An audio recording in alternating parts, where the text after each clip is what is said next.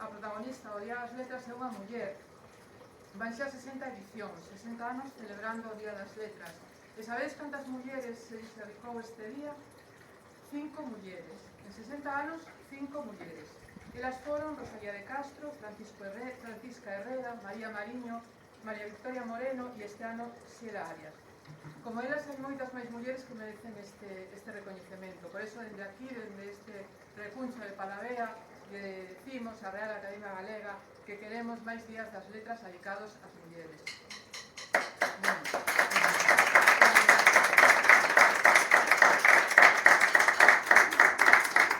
Xela Arias Castaño foi escritora, traductora, editora e mestra. Naceu en Lugo no ano 1962, pero cando tiña 7 anos se traslada ca súa familia a Vigo, a cidade na que viviu o resto da súa vida.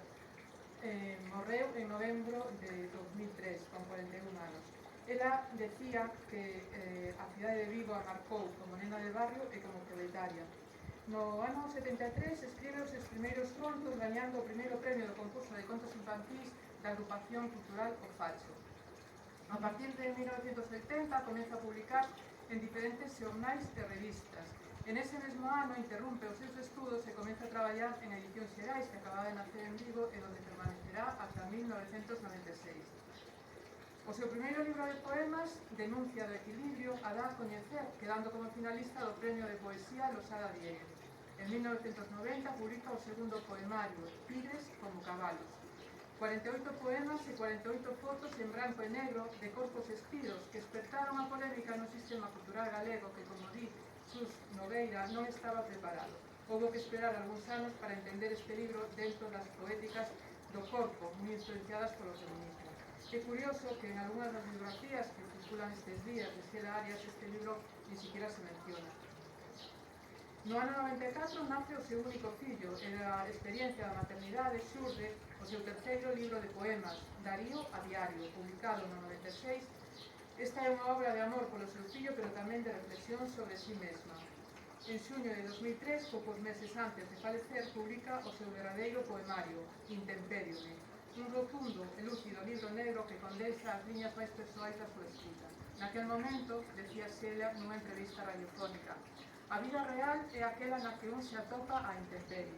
Se fai consciente de que quere estar a intemperie precisamente para tomar as súas propias decisións.